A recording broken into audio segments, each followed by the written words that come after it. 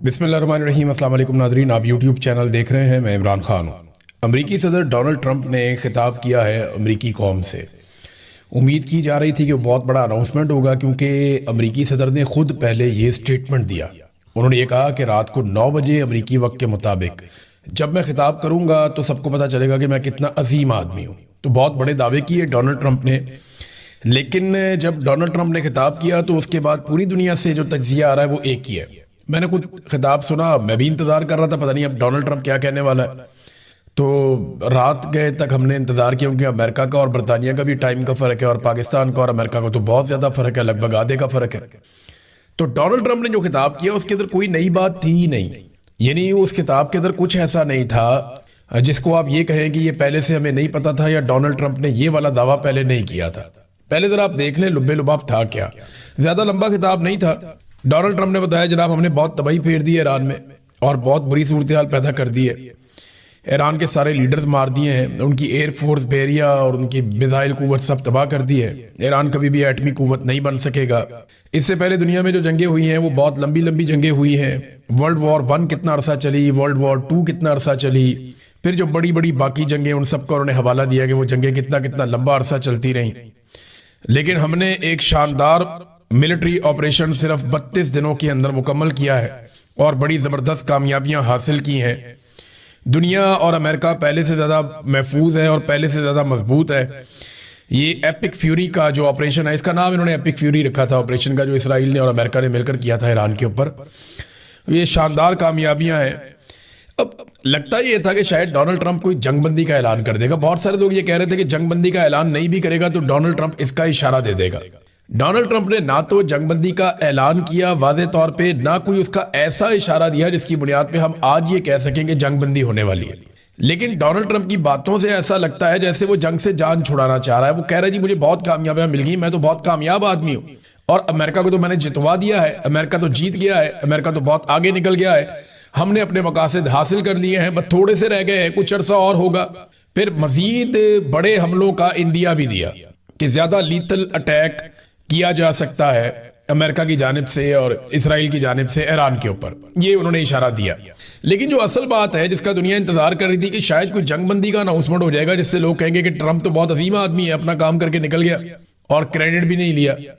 और दूसरा एक ये तवक्को की जा रही थी कि हो सकता है कि डोनाल्ड ट्रंप नेटो से निकलने का ऐलान कर दे कि जनाब अब हम नेटो का हिस्सा नहीं है। लेकिन डोनाल्ड ट्रंप ने वो ऐलान भी नहीं किया। इसका मतलब यह है कि डोनाल्ड ट्रंप जो कहना चाहता था वो कह नहीं पाया। इसकी वजह क्या हो सकती है? कुछ ना कुछ तो ऐसा हुआ है जिसकी वजह से डोनाल्ड ट्रंप ने अपनी वो अनाउंसमेंट कैंसिल की जो रात 9 बजे अमेरिका टाइम के मुताबिक डोनाल्ड ट्रंप करने वाला था। तो ऐसा क्या वो कहने वाला था जो माहिरीन है अमेरिका के अंदर उनको 3-4 चीजों की तवक्को थी। एक, कुछ लोग ये कह रहे थे कि डोनाल्ड ट्रंप ऐलान करेगा कि जमीनी अफवाज ईरान में उतरने वाली हैं, लेकिन ये चीज ऐलान किए बगैर होनी चाहिए जब भी होगी, असूल भी यही है। दूसरा, कुछ लोग ये कह रहे थे कि डोनाल्ड ट्रंप जंगबंदी की तारीख देगा और बताएगा कि अब ये जंग बंद होने वाली है। हालांकि डोनाल्ड ट्रंप ने ये जरूर कहा है कि चंद हफ्तों में, चंद दिनों में हम ये जंग खत्म कर देंगे, अब इसमें कुछ बाकी नहीं है। अच्छा, एक दावा ये किया जा रहा था कि डोनाल्ड ट्रंप शायद नेटो से निकलने का ऐलान कर देगा, लेकिन इनमें से कोई भी चीज डोनाल्ड ट्रंप ने नहीं कही, सिर्फ अपनी फतह का ऐलान किया और ये नहीं बताया कि अब बनेगा क्या, आगे क्या चलेगा। बहरहाल ये डोनाल्ड ट्रंप की बातचीत थी। एक और डेवलपमेंट है, इसको भी आप ज़हन में रखें। जिस वक्त डोनाल्ड ट्रंप ने यह कहा ना कि, क्योंकि इससे पहले डोनाल्ड ट्रंप ने एक स्टेटमेंट दिया था पब्लिकली, डोनाल्ड ट्रंप ने कहा कि ईरानी सदर ने जंगबंदी की दरख्वास्त की है और यह कहते हुए उन्होंने दावा किया कि ईरान में जो नया रजीम है उसके सदर ने। तो मेरी और आप सबकी इंफॉर्मेशन के मुताबिक तो जो इस वक्त ईरानी सदर हैं ये तो पुराने रजीम में भी थे। आयतुल्लाह अली खामनाई जब सुप्रीम लीडर थे ईरान के तब भी यही सदर थे ईरान के, और आज जब मुश्तबा खामनाई ईरान के सुप्रीम लीडर हैं, उनके बेटे तो यही सदर हैं ईरान के। तो ये तो रजीम तब्दील नहीं हुआ, ये तो वही आदमी है। अब्बास अरागची जो है वजीर खारजा, वो भी वही है। हाँ, उनके कुछ लोग शहीद हो गए हैं और बाकी लोग जो मौजूद हैं वो अपना काम कर रहे हैं, लेकिन अहम लोग उनके शहीद किए गए हैं सुप्रीम लीडर समेत। ये बात बिल्कुल ठीक है। अच्छा, ट्रंप ने कहा कि जी ईरानी सदर ने जंगबंदी की दरख्वास्त की है, जबकि ईरानी सदर ने इसके बाद अमरीकी अवाम को एक खत लिख डाला, क्योंकि ईरान को एक बात समझ आ गई है कि डोनाल्ड ट्रंप बाहर से दबाव में नहीं आ रहा, ना वो अक़वाम मुत्तहिदा की बात मानता है, ना वो दूसरे ममालिक की बात मानता है, ना वो नेटो के दबाव में आ रहा है, ना वो यूरोपीय यूनियन का दबाव ले रहा है, ना वो चाइना और रशिया का दबाव ले रहा है। फिलहाल डोनाल्ड ट्रंप को सिर्फ फिक्र इस बात की है कि अमेरिका के अंदर उसके साथ और उसकी फैमिली के साथ क्या होने वाला है। तो इसलिए शायद ईरानियों की अब तवज्जो का मरकज अमरीकी अवाम भी है, और वो अक्सर अमरीकी अवाम के लिए पैगाम जारी करते भी रहते हैं। तो ईरानी सदर ने अमरीकी अवाम के नाम खत लिखा, और इस खत के अंदर किसी किस्म की जंग बंदी का तस्करा नहीं किया। एक ऐसा सदर जो जंग बंदी की दरखास्त कर रहा है, वो अमरीकी सदर के मुताबिक वो दरखास्त कर रहा है, लेकिन जब वो अमरीकी अवाम को खत लिखता है तो उसमें जंग बंदी का तस्करा ही नहीं होता। उसने लिखा ईरानी सदर ने कि ईरान ने कभी जंग का आगाज नहीं किया, इसके बावजूद कि हमारे मुल्क ने कब्जे और हमलों का सामना किया, फिर भी हमने जंग का आगाज नहीं किया। ईरानी अवाम की यूरोप, अमेरिका और हमसाया ममालिक के अवाम से किसी किस्म की कोई दुश्मनी नहीं है। अब महाजराई करनी है या ताल्लुकात बेहतर करने हैं, इनमें से जो भी चीज मुंतखब की जाएगी, यानी जो भी रास्ता आप चुनेंगे, आने वाली नस्लों के मुस्तकबिल का तयन वही रास्ता करेगा। ये ईरानी सदर ने बताया कि लड़ना है या ताल्लुकात बनाने हैं, ये फैसला आप करेंगे, लेकिन इसकी बुनियाद पे हमारी नस्लों का फैसला हो जाएगा कि नस्लों का मुस्तकबिल कैसा होगा। वजीर खारजा वो है जिसके नवासे ने अभी पाकिस्तान का नाम रोशन किया, 2 गैर मुल्की खवातीन को बुलाकर उनका रेप करवाया, उनके साथ जुल्म और ज्यादती की, उनके साथ जबर किया और पाकिस्तान को पूरी दुनिया में बदनाम किया। वजीर दाखिला वो है जिसका SHO ही नहीं मिल रहा, जिस SHO ने सारे दहशतगर्दों को अकेले मार देना था। वो टार्जन मिल ही नहीं रहा, वो किधर गया SHO जिसको ये लेकर आए थे और उससे उन्होंने बड़े कारनामे करवाने थे। बहरहाल ये वजीर दाखिला, ये वजीर खारजा और ये आसिम मुनीर की टीम, और ये चला रहे हैं जनाब मुल्क। तो मुल्क का तो यही हाल होना था। अब आ जाए नाजरीन एक और खबर की तरफ। ये खबर ना इंपॉर्टेंट है, छोटी सी चीज है लेकिन है बड़ी इंपॉर्टेंट। अकबर एस बाबर, जिसका ये दावा है कि वो एक अहम तरीन आदमी है पाकिस्तान तहरीक इंसाफ का, और बानी जो अरकान है पाकिस्तान तहरीक इंसाफ के जिन्होंने इसको बनाया था शुरू में, ये उनमें से एक है, इसका ये दावा है। और इसी आदमी ने केस किया फॉरेन फंडिंग का भी, और इसी आदमी ने केस किया पाकिस्तान तहरीक इंसाफ के ऊपर जो इलेक्शन है उसके बारे में भी। और इसी आदमी की वजह से काजी फायद ईसा को यह मौका मिला कि उसने पाकिस्तान तहरीक इंसाफ से सिकंदर सुल्तान राजा के साथ मिलकर बल्ले का निशान छीन लिया। ये पाकिस्तान के बहुत बड़े बड़े मुजरिम हैं, इन्होंने बहुत तबाही फेरी है। अचानक से अकबर एस बाबर ने एक स्टेटमेंट दिया और उसने ये कहा कि इमरान खान का मुझे जेल से पैगाम आया कि जब भी जेल से बाहर आया तो सबसे पहले आपके घर आऊंगा।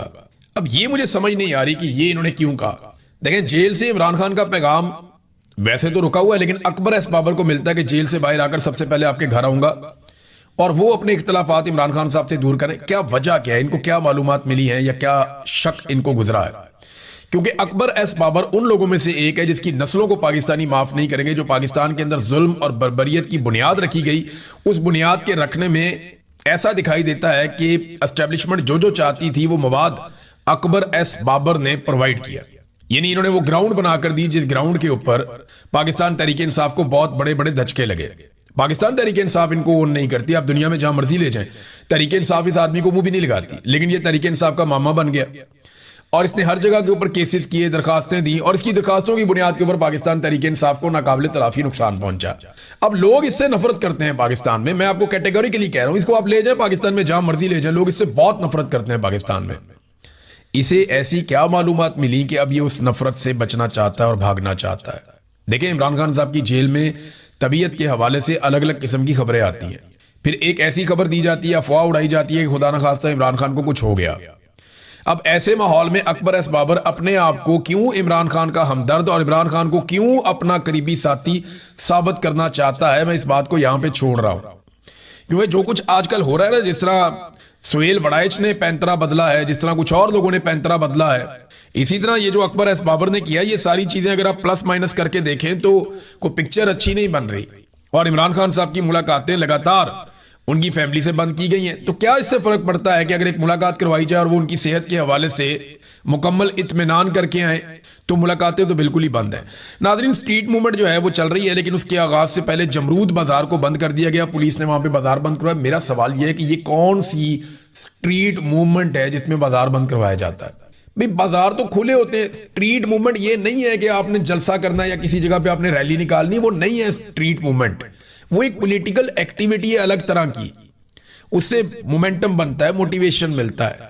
स्ट्रीट मूवमेंट कहते हैं कि हर गली मोहल्ले में आप पहुंचे, हर दरवाजे को आप दस्तक दें, ہر شخص تک اپنے پیغام کو لے کر جائیں، ہزاروں نوجوانوں کی ٹیمیں بنائیں، ایک ایک نوجوان 1,000 500 لوگوں کو جا کر ٹچ کرے، لوگوں کی ممبرشپ لی جائے، بڑے پیمانے پہ لوگوں کو اکٹھا کیا جائے، انہیں قائل کیا جائے، اور پھر جس دن آپ نے نکلنا ہے ہر طرف سے عوام کا سیلاب نکلے۔ This is called street movement. Imran Khan صاحب نے یہ کام شروع کیا تھا ممبرشپ کمپین، جب وہ کرنا چاہ رہے تھے اور پیغام بھیجنا چاہ رہے تھے گھر گھر 2023 سے پہلے، تو وہ بہت کام بھی آیا تھا عمران خان صاحب کے۔ بہت سارے لوگوں نے اپنی کارکردگی انٹرنیٹ پہ ڈالی ہوئی تھی، باقاعدہ وہ اس کی ایک عمران خان صاحب نے پورٹل بنایا ہوا تھا جس میں ڈیٹیلز آتی تھی کہ کس نے کتنا ڈیٹا فیڈ کیا ہے، پہلے دوسرے تیسرے نمبر پہ کون ہے، کس ضلع میں کون آگے جا رہا ہے۔ تو اسٹریٹ موومنٹ بالکل ایک الگ چیز ہے، لیکن یہ اسٹریٹ موومنٹ کے نام کے اوپر الگ الگ قسم کی ایکٹیویٹیز کرتے ہیں اور پھر وہ کلیم کیا جاتا ہے کہ یہ بھی اسٹریٹ موومنٹ ہے۔ ناظرین ایک چیز میں آپ کے ساتھ شیئر کرتا ہوں، یہ قائم علی شاہ صاحب سابق وزیر اعلیٰ پیپلز پارٹی کے سندھ کے، اور ان کے کارنامے آپ سب اچھی طرح جانتے ہیں، زرداری خاندان کے بڑے چہیتے ہیں۔ ان کی ایک بیٹی ہیں صاحبزادی، وہ جناب ڈاکٹر نگہت شاہ ان کا نام ہے، ایک بیٹی ان کی ایم این اے بھی رہی۔ سابق وزیر اعلیٰ سندھ قائم علی شاہ کی صاحبزادی اور جناح سندھ میڈیکل یونیورسٹی کی پروفیسر ڈاکٹر نگہت شاہ کو ریٹائر ہونے سے محض ایک دن پہلے، یعنی وہ ریٹائر ہو رہی ہیں، ریٹائرمنٹ سے صرف ایک دن پہلے، اور ریٹائر ہو جاتی ہے نا تو پھر فارغ ہو جاتی ہے، نیا کانٹریکٹ کرنا پڑتا۔ وہ کہتے ہیں جو بائیڈن کو، سوتا ہوا جو بائیڈن، وہ جو بائیڈن اور جو بائیڈن انتظامیہ کے 4 سالوں کے دوران وہ نقصان میں پہنچا۔ پھر آگے انہوں نے وجہ بتائی کہ جناب ہماری کھلی سرحدیں تھی، بھاری ٹیکسز تھے، اور ہر ایک کے لیے ٹرانسجینڈر DEI ایجنڈا تھا، خواتین کے کھیلوں میں مردوں کی شمولیت تھی، پھر جناب کوئی مساوات اور خوفناک تجارتی معاہدے، بے لگام جرائم، اور بہت ساری دوسری وجوہات تھیں جو بائیڈن کے دور میں، جس کی وجہ سے ہمارا معاشرہ یا امریکہ جو ہے وہ زوال پذیر ہوا ہے۔ اس کی طرف پریزیڈنٹ شی نے اشارہ کیا ہے، ڈونلڈ ٹرمپ اب اس کے اوپر جواز دے رہے ہیں۔ تو انہوں نے کہا جی کہ صدر شی کا اشارہ اس حیرت انگیز ترقی کی طرف ہرگز نہیں ہے جو ہم نے کی ہے۔ یعنی ٹرمپ نے دعویٰ کیا کہ ہم نے تو 16 مہینوں میں شاندار کام کیا ہے، سٹاک مارکیٹ کو اوپر لے کر چلے گئے ہیں، ہم نے جنگی فتوحات حاصل کی ہیں، وینزویلا کے ساتھ ہم نے پھلتے پھولتے تعلقات بنائے ہیں، ایران کی فوجی تباہی کر کے رکھ دی ہے ہم نے، اور اب تک زمین کی سب سے طاقتور فوج بنا دی ہے امریکہ کی، دوبارہ ایک معاشی قوت امریکہ کو جناب بنایا جا رہا ہے، اور $18 ٹریلین امریکہ میں سرمایہ کاری کے لیے جا رہے ہیں۔ تو یہ ڈونلڈ ٹرمپ نے کہا تو ہماری تو بہت زیادہ کامیابیاں۔ تو پریزیڈنٹ شی کا جو اشارہ ہے امریکہ کے حوالے سے وہ جو بائیڈن کے دور پہ ہے۔ تو ایسا نہیں ہے، اب ڈونلڈ ٹرمپ زیادہ دیر تک امریکنز کو کہانیاں نہیں سنا سکتے، امریکن بہت سمجھدار ہیں، وہاں پہ ڈیموکریسی ہے، وہاں کے جو تجزیہ کار ہیں، وہاں کا جو میڈیا ہے وہ اس کے اوپر بات کرے گا اور چیزیں سامنے آتی رہیں گی۔ اب ناظرین امریکی سینیٹر ہیں کرسٹن گلی برانڈ، انہوں نے ایک انکشاف کر دیا امریکہ میں۔ دیکھیں امریکہ نے مدد کیوں مانگی؟ سوال تو یہ پیدا ہوتا ہے کہ امریکہ نے ایران کو راضی کرنے کے لیے چائنا سے مدد کیوں مانگی؟ اس کی 2 بہت بڑی وجوہات ہیں۔ نمبر 1، امریکی سینیٹر نے یہ انکشاف کیا کرسٹن گلی برانڈ نے کہ ایران جنگ آج بھی امریکہ کو روزانہ $1 ارب کی پڑ رہی ہے، اور انہوں نے اپنے ہاؤس میں کھڑے ہو کر یہ کہا کہ لوگ ہم پر شدید ناراض ہیں اور ہم نہیں جانتے کہ یہ لڑائی کب ختم ہوگی اور کتنی لمبی چلے گی۔ ہمارے روزانہ $1 ارب اب بھی یہ جو ناکہ بندی کی ہوئی ہے اور جو فوج کو سٹینڈ بائی پہ رکھا ہوا ہے، ہتھیاروں کی ترسیل جاری ہے، یہ روزانہ امریکہ کو $1 ارب کی پڑ رہی ہے۔ یہ کرسٹن گلی برانڈ جو ان کی سینیٹر ہیں انہوں نے اس بات کا انکشاف کیا۔ دوسرا، ٹرمپ کے لیے ایک بہت بڑا مسئلہ مڈ ٹرم الیکشن بھی ہے۔ ڈونلڈ ٹرمپ کے لیے وہ ڈراؤنا خواب بن جائیں گے، اگر تھوڑی سی بھی سیٹیں ادھر سے ادھر ہو گئی نا تو ٹرمپ کا بچنا مشکل ہو جائے گا۔ اس کی وجہ میں آپ کو بتاتا ہوں۔ یہاں پہ ڈونلڈ ٹرمپ بہت تھوڑے سے مارجن سے بچے ہیں۔ ایوان نمائندگان کے اندر ووٹنگ ہوتی ہے، اور ووٹنگ اس بات پہ ہوتی ہے کہ ایران کے خلاف فوجی کارروائی کو محدود کیا جائے، اس کی قرارداد پیش کی جاتی ہے۔ تو ایک طرف ووٹ پڑتے ہیں 212 اور دوسری طرف ٹرمپ کی مخالفت میں بھی ووٹ پڑتے ہیں 212۔ تو یہاں اگر ایک ووٹ اور دوسری طرف چلا جاتا تو ڈونلڈ ٹرمپ فارغ ہو جاتے۔ اب یہ ہوا ہے ایوان نمائندگان میں کہ برابر ہوگی ووٹنگ، قرارداد فارغ ہو گئی، ایک ووٹ بھی یہاں پہ ہوتا، اکثریت ان کے پاس آ جاتی، وہ قرارداد پاس ہو جاتی۔ تو ٹرمپ کتنی تھن میجورٹی کے ساتھ وہاں پہ موجود ہے۔ ٹرمپ وہ میجورٹی انجوائے نہیں کر رہا جو امریکی صدور انجوائے کرتے ہیں، اور مقبولیت بھی لگاتار نیچے جا رہی ہے۔ دوسرا، کانگریس کی اپروول جنگ کے حوالے سے وہاں پہ ایک قرارداد بار بار آئی، وہاں پہ بھی ڈونلڈ ٹرمپ صرف ایک ووٹ سے کامیاب ہوتا ہے۔ سینٹ میں بھی کانگریس کی جب قرارداد وہاں پہ آتی ہے، تو ڈونلڈ ٹرمپ کے لیے حالات اتنے آسان نہیں ہیں جتنے ماضی میں ہوا کرتے تھے۔ اور اگر مڈ ٹرم الیکشن میں ڈونلڈ ٹرمپ ہار جاتے ہیں کسی وجہ سے، وجوہات تو بہت ساری ہیں، تو پھر ڈونلڈ ٹرمپ اپنی منمانی نہیں کر پائیں گے اور امریکہ کو اپنا صدر تبدیل کرنا پڑے گا. بہت ممکن ہے کہ ٹرمپ کے خلاف ایک مواخذہ یا جس کو امپیچمنٹ کہتے ہیں وہ آ جائے, اور نارملی پھر یہی ہوتا ہے کہ جس صدر کو امپیچ کیا جاتا ہے وہ خود ہی ریزائن کر کے چلا جاتا ہے. ناظرین, وجاہت سعید خان صاحب جو ایک جرنلسٹ ہیں, پاکستان میں بڑا لمبا عرصہ کام کرتے رہے ہیں. حالات کی وجہ سے, ملٹری اسٹیبلشمنٹ کے غصے کی وجہ سے وہ امریکہ میں رہتے ہیں. ان کی ایک اطلاع یا خبر کی وجہ سے, جس کی وہ خود بھی تصدیق نہیں کر سکے, ایک کھلبلی مچ گئی پاکستان میں, اور انہوں نے ایک ایسی خبر دی کہ جس کے اثرات بڑے گہرے ہو سکتے ہیں. یعنی کنفرمیشن انہوں نے نہیں کی, وہ یہ خود کہہ رہے ہیں اپنے وی لاگ میں کہ میں اس کی کنفرمیشن نہیں کر سکتا, لیکن وہ یہ بھی کہہ رہے ہیں کہ انہیں جی ایچ کیو کے 3 سینئر افسران جو فوجی افسران ہیں ان کے ذریعے سے وہ خبر ملی ہے, اور خبر خدا نہ خواستہ یہ ہے کہ عمران خان صاحب کی جان کو نقصان ہو گیا ہے. اب یہ بات انہوں نے جو بولی وہ انگریزی میں بولی. میں ایگزیکٹلی ویسے بات کرتے ہوئے بھی ڈر لگتا ہے کہ پاکستان کے لیے تو بہت مشکل پیدا ہو جائے گی اگر خدا نہ خواستہ, اور میں ایک مرتبہ نہیں کئی مرتبہ یہ کہہ چکا ہوں کہ خدا نہ خواستہ اگر عمران خان کو کبھی بھی کچھ ہوا تو یہ جرنیل ساری زندگی پچھتائیں گے اور ان کی نسلیں روئیں گی بیٹھ کے کہ انہوں نے کیا کیا ہے. یہ اتنا آسان نہیں ہوگا. یہ پاکستان ہے, مصر نہیں ہے کہ جہاں پہ انہوں نے مرسی کو مار دیا اور اس کے بعد وہ مصر کے لوگ جو ہے وہ آج بھی نہیں بھولے. ان کا جب داؤ لگے گا وہ واپس آئیں گے, لیکن پاکستان کے اندر لوگ اس کو کبھی بھی برداشت نہیں کریں گے. یہ ویسے کہتے ہیں نجی میٹنگ میں, محفلوں کے اندر, ہر جگہ پہ کہ دیکھیں جی عمران خان کو گولی لگی تھی تب بھی تو 1 1.5 لاکھ بندہ باہر نکلا تھا, اس سے زیادہ بندے آئے نہیں پورے پاکستان میں, تو عمران خان کو گولی لگی تو تب لوگوں نے کیا کر لیا تھا. بھئی لوگوں کو پہلی خبر فوری طور پہ مل گئی تھی کہ عمران خان صاحب زخمی ہوئے ہیں, اور لوگ فوری طور پہ ان کے لیے دعائیں کر رہے تھے. یہ تجربہ کبھی کسی کو نہیں کرنا چاہیے. یہ وہ تجربہ پاکستان کے ساتھ اتنا خوفناک تجربہ کر لے گا کہ 1971 سے بھی زیادہ خوفناک صورتحال پیدا ہو جائے گی. انہیں آئیڈیا نہیں ہے, لیکن وجاہت صاحب کو یہ خبر دینے سے پہلے 10 مرتبہ ہر جگہ سے تصدیق کرنی چاہیے تھی. انہوں نے خود کہا کہ میں اس خبر کی تصدیق نہیں کر سکتا, لیکن انہیں تصدیق کیے بغیر کبھی بھی ایسی خبر نہیں دینی چاہیے تھی. یہاں سے انہیں اپنے جرنلزم کا استعمال کرنا چاہیے تھا. انہیں کوشش کرنی چاہیے تھی کہ اور سورسز سے بات کریں, اور جگہ چیک کریں, اور جب تک ان کے پاس اس نوعیت کی کوئی چیز آتی ہے یا کوئی اطلاع آتی ہے 100% وہ شور نہ ہو جائے تب تک اس پہ بات بھی نہیں کرنی چاہیے. اب جو ایک دم ان کے اوپر یلغار آئے گی یا جس قسم کی چیزوں کا انہیں سامنا کرنا پڑے گا وہ ان کو اپنی اس خبر کی وجہ سے یا اپنی اس غلطی کی وجہ سے کرنا پڑے گا. ناظرین, دوسری چیز آج جو امپورٹنٹ ہے وہ عمران خان صاحب کی بہنیں اڈیالہ جیل کے باہر ملاقات کے لیے جا رہی ہیں. یعنی آج پھر منگل ہے اور عمران خان صاحب کی ان کی فیملی کے ساتھ عدالت کے حکم کے باوجود ملاقات نہ کروانے کا دن ہے. ایک بات آپ سارے اپنے ذہن میں رکھیے کہ آج تک عمران خان صاحب کے ساتھ جو کچھ بھی ہوا وہ عاصم منیر صاحب نے کیا ہے, اور اس کے پیچھے سب سے بڑی خواہش نواز شریف کی ہے, اور عاصم منیر صاحب کے ہاتھوں ظلم ہو رہا ہے. نواز شریف کی خواہش اس کے اندر موجود ہے. اور عاصم منیر صاحب کے بارے میں عمران خان صاحب نے خود کہا کہ اگر مجھے یا میری بیوی کو کسی بھی سٹیج پر کچھ ہوا تو اس کے لیے ذمہ دار عاصم منیر ہوگا, جو اپنے اقتدار کے لیے اور طاقت کے لیے کسی بھی لیول تک جا سکتا ہے. دیکھیں مسئلہ کہاں پہ ہے. میں آپ کو ماضی کی 2 کٹنگز دکھاتا ہوں. یہ دیکھیں آپ, ڈیل کرو جان چھڑاؤ, یہ اخبار کے اندر جو ہے وہ مین ہیڈنگ چھپی تھی, ڈیل کرو جان چھڑواؤ. ماں کا نواز شریف کو حکم. نواز شریف کی والدہ کی جانب سے یہ حکم اخبارات کی فرنٹ پیج کے اوپر مین ہیڈ لائن میں چھاپا گیا کہ ڈیل کرو جان چھڑاؤ. پھر نواز شریف کے بارے میں ایک خبر جو ہے تمام میڈیا چینل کے اندر بریکنگ نیوز کی صورت میں چلی, جہاں میاں صاحب نے کہا جیل سے نکالیں ہم ملک سے باہر چلے جائیں گے.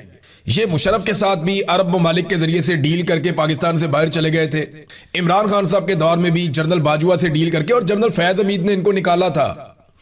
جنرل فیض حمید سے نواز شریف نے خود اپنی فیملی کے ذریعے سے اور خود درخواست کی تھی, اور آگے سے صرف ایک شرط رکھی گئی تھی کہ مریم نواز کا ٹویٹر اور منہ بند کروائیں. تو پھر 6 مہینے تک نہ مریم نواز کے منہ سے چوں نکلی تھی اور نہ ان کے ٹویٹر سے کوئی ٹویٹ ہوا تھا, اور پھر نواز شریف صاحب کو پاکستان سے باہر بھجوا دیا گیا تھا. آپ کو یاد ہے نا, ہمیں ساری چیزیں یاد ہے کیسے یہ لوگ ڈیل کر کے نکلے تھے. اب یہ جو ڈیل کرنے والے ہیں نا, ان کو ہمیشہ ملٹری اسٹیبلشمنٹ نے اس طرح کے لوگوں کو ڈیل کیا, ان کو لیڈر سے تو واسطہ ہی نہیں پڑا. ایک آدمی نے لیڈر بننے کی کوشش کی، اس کو انہوں نے قتل کر دیا تھا، دوسرے کے ساتھ لڑائی میں انہوں نے ملک توڑ دیا تھا،